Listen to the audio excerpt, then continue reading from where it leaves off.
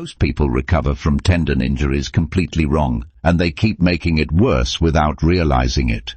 Here's the thing, most people treat tendons like they treat a bruise. Rest it, ice it, wait for it to go away, and then jump back in like nothing happened.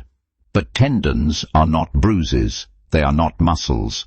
They do not heal the same way. They do not respond to the same treatments, and they absolutely do not forgive the same mistakes. If you have been dealing with nagging tendon pain for weeks or even months, and nothing seems to be getting better, the problem is almost certainly not that you are not resting enough. The problem is that you do not understand what a tendon actually is, and because of that, you are doing everything wrong without even realizing it. A tendon is a dense band of connective tissue made primarily of collagen fibers. Its entire job is to connect muscle to bone and transfer the force your muscle generates into actual movement. Every time you run, jump, lift, or even walk, your tendons are absorbing and transmitting enormous amounts of mechanical load. They are built for this. They are incredibly strong under the right conditions. But here is what most people miss. Tendons have a dramatically lower blood supply compared to muscles. That is the root of almost every problem people face when a tendon gets injured. Less blood supply means fewer nutrients reaching the tissue. Fewer nutrients means slower cellular repair.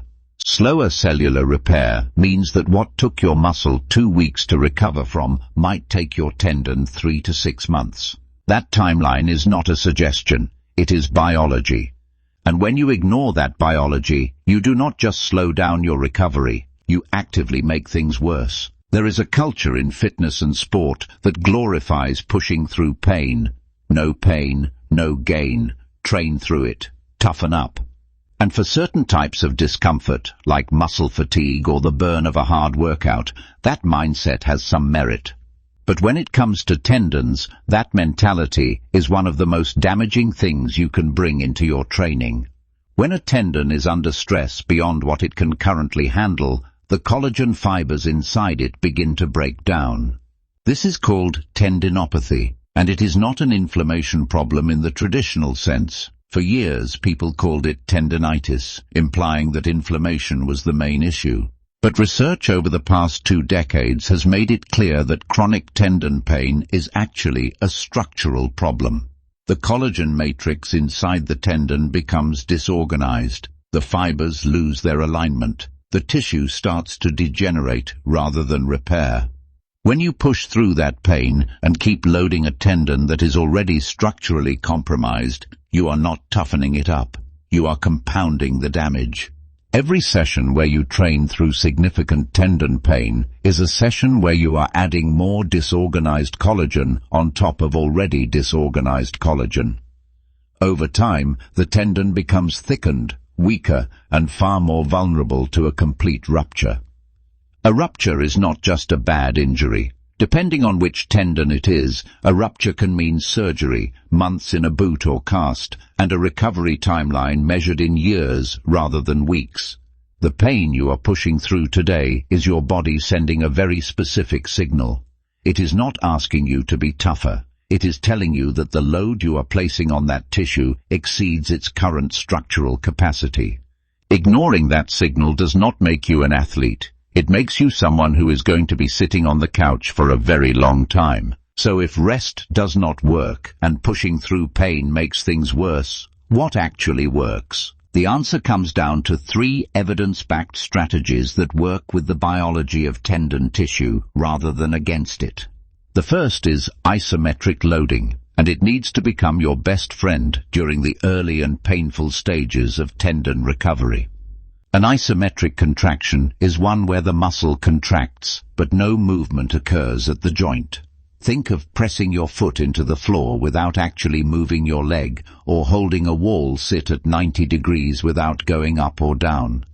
Research has shown that isometric contractions create a neurological pain-relieving effect in tendons that can last for up to 45 minutes after the exercise is performed.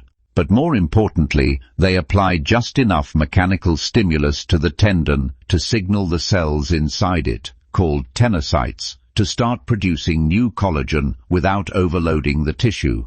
You are essentially telling the tendon to rebuild without asking it to do more than it currently can. And this is exactly where most people start realizing that recovery and fat loss do not always come from punishing workouts or constantly pushing harder. In many cases, lower impact movement that improves circulation, mobility, and muscle activation can actually be far more sustainable for the body long term. That's why a lot of people dealing with joint stress, stiffness, or recovery issues are turning towards simple stretching-based routines designed to support metabolism and movement without beating up the body. If you want to learn more about that program, I've linked it in the description below. A good starting point is 5 repetitions of a 45-second isometric hold at moderate intensity, performed once or twice daily. The key is that it should produce mild discomfort at most, not sharp or escalating pain. If you are dealing with patellar tendon pain, a simple isometric leg extension held at 60 degrees works extremely well. For Achilles issues, a standing calf raise held at the top position against a wall is highly effective. The second strategy is progressive tendon loading through slow, heavy resistance training. Once the acute pain has settled and isometrics are no longer producing significant discomfort, you need to introduce slow, controlled eccentric and concentric movements. Eccentric training, where the muscle lengthens under load, has been studied extensively for tendon rehabilitation and consistently produces strong results. The classic example is the heel drop for Achilles tendinopathy. You rise up on both feet, then lower slowly on the affected foot over 3 to 4 seconds. The slowness is critical. Fast, bouncy movements create reactive load that an injured tendon cannot yet handle. Slow, heavy movements create the kind of sustained mechanical tension that drives collagen remodeling and fiber realignment.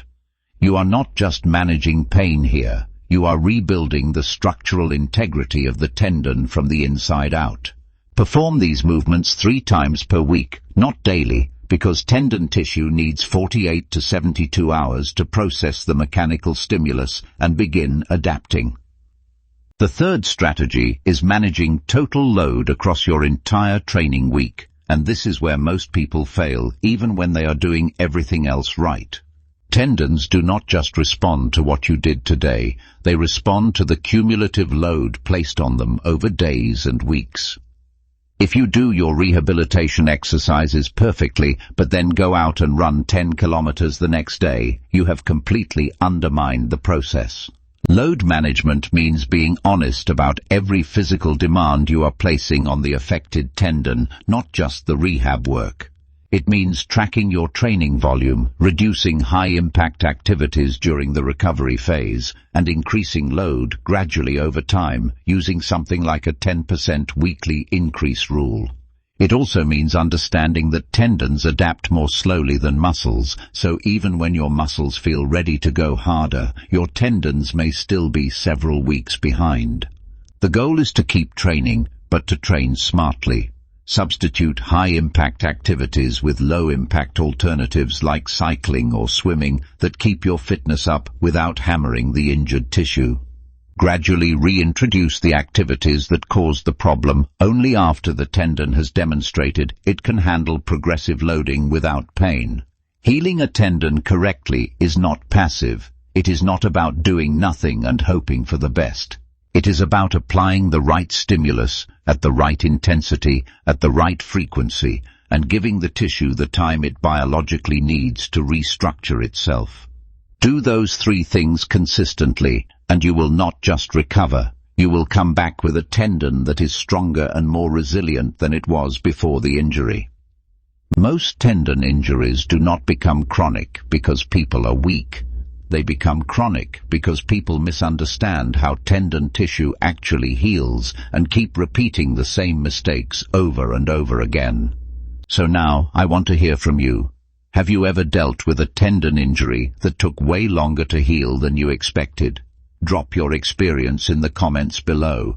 And if you want more videos on recovery, mobility, fat loss, strength, and science-backed fitness strategies that actually work with your body instead of against it, Make sure to subscribe and turn on notifications so you never miss the next video.